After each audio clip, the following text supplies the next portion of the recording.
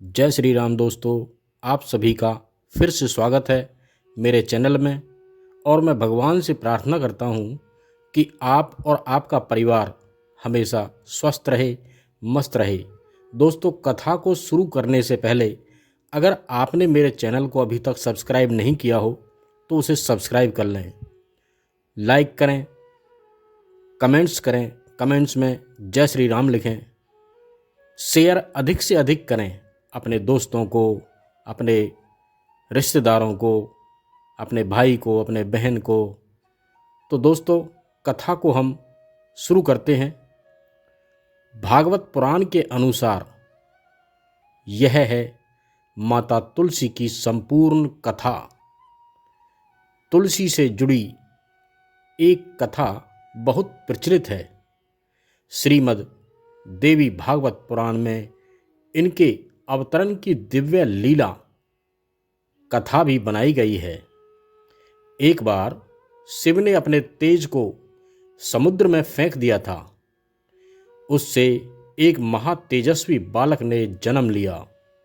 यह बालक आगे चलकर जालंधर के नाम से पराक्रमी दैत्य राजा बना। इसकी राजधानी का नाम जालंधर नगरी था। दैत्यराज कालनेमी की कन्या वृंदा का विवाह जालंधर से हुआ। जालंधर महाराक्षस था। अपनी सत्ता के मद में चूर उसने माता लक्ष्मी को पाने की कामना से युद्ध किया, परंतु समुद्र से ही उत्पन्न होने के कारण माता ने उसे अपने भाई के रूप में स्वीकार किया। वहाँ से पराजित होकर वह देवी पार्वती को पाने की लालसा से कैलाश पर्वत पर गया। भगवान देवादिदेव शिव का ही रूप धरकर माता पार्वती के समीप गया, परंतु माँ ने अपने योग बल से उसे तुरंत पहचान लिया था तथा वहाँ से अंतर्ध्यान हो गईं। देवी पार्वती ने क्रुद्ध होकर सारा वृतांत भगवान विष्णु को सुनाया। जालंधर की पत्नी वृंदा अत्यंत पतिव्रता स्त्री थी।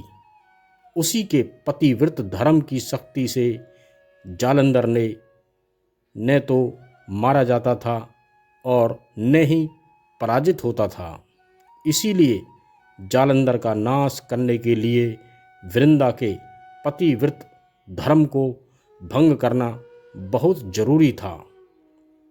इसी कारण भगवान विष्णु ऋषि का वेश धारण कर वन में जा पहुँचे, जहाँ वृंदा अकेली भ्रमण कर रही थी।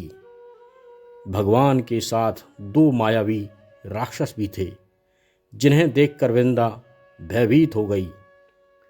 ऋषि ने वृंदा के सामने पल में दोनों को भस्म कर दिया। उनकी शक्ति देखकर वृंदा ने कैलाश पर्वत पर महादेव के साथ युद्ध कर रहे अपने पति जालंधर के बारे में पूछा। ऋषि ने अपने माया जाल से दो वानर प्रकट किए। एक वानर के हाथ में जालंधर का सिर था तथा दूसरे के हाथ में धड़। अपने पति की यह दशा देखकर वृंदा मूर्छित होकर गिर पड़ी। होश में आने पर उन्होंने ऋषि रूपी भगवान से विनती की कि वह उसके पति को जीवित करे। भगवान ने अपनी माया से पुनः जालंधर का सिर धड़ से जोड़ दिया, परंतु स्वयं भी वह उसी शरीर में प्रवेश कर गए। वृंदा को इस छल का जरा भी आभास न हुआ। जालंधर बने भगवान के साथ वृंदा पतिव्रता का व्यवहार करने लगी, जिससे उसका सतीत्व भंग हो गया। ऐसा होते ही वृंदा का पति जालंधर युद्ध में हार गया। इस सारी लीला का जब वृंदा को पता चला तो उसने क्रुद्ध होकर भगवान विष्णु को शिला होने का शाप दे दिया तथा स्वयं सती हो गई। जहाँ वृंदा भस्म हुई वहाँ तुलसी का पौधा उगा।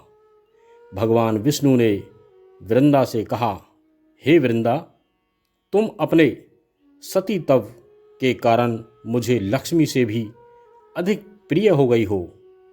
अब तुम तुलसी के रूप में सदा मेरे साथ रहोगी। जो मनुष्य भी मेरे शालिग्राम रूप के साथ तुलसी का विवाह करेगा उसे इस लोक और परलोक में विपुल यश प्राप्त होगा। जिस घर में तुलसी होती है वहाँ यम के दूत भी असमय नहीं जा सकते। गंगा व नर्मदा के जल में स्नान तथा तुलसी का पूजन बराबर माना जाता है। चाहे मनुष्य कितना भी पापी क्यों न हो, मृत्यु के समय जिसके प्राण मंजरी रहित तुलसी और गंगा जल मुख में रखकर निकल जाते हैं, वह पापों से मुक्त होकर वैकुंठ धाम को प्राप्त होता है। जो मनुष्य तुलसी व आंवला की छांव में अपने पितरों का श्राद्ध करता है उसके पितर मोक्ष को प्राप्त हो जाते हैं। उसी दैत्य जालंधर की यह भूमि जालंधर नाम से विख्यात है, विश्व विख्यात है। सती वृंदा का मंदिर मोहल्ला कोट किशनचंद में स्थित है। कहते हैं इस स्थान पर एक प्राचीन गुफा थी जो सीधी हरिद्वार तक जाती थी। सच्चे मन से 40 दिन तक सती वृंदा देवी के मंदिर में पूजा करने से सभी मनोरथ पूरे होते हैं। तो दोस्तों, आपको ये कहानी कैसी लगी? मैं आशा करता हूँ कि आपको ये कहानी अच्छी लगी होगी। और दोस्तों, अगर आपने मेरे चैनल को अभी तक सब्सक्राइब नहीं किया हो तो उसे सब्सक्राइब कर लें, लाइक करें, कमेंट्स में जय श्री राम लिखें, जय लक्ष्मी माता लिखें या फिर जय विष्णु भगवान लिखें। दोस्तों, अब हम फिर मिलते हैं एक और नई कथा के साथ। जब तक के लिए जय श्री राम।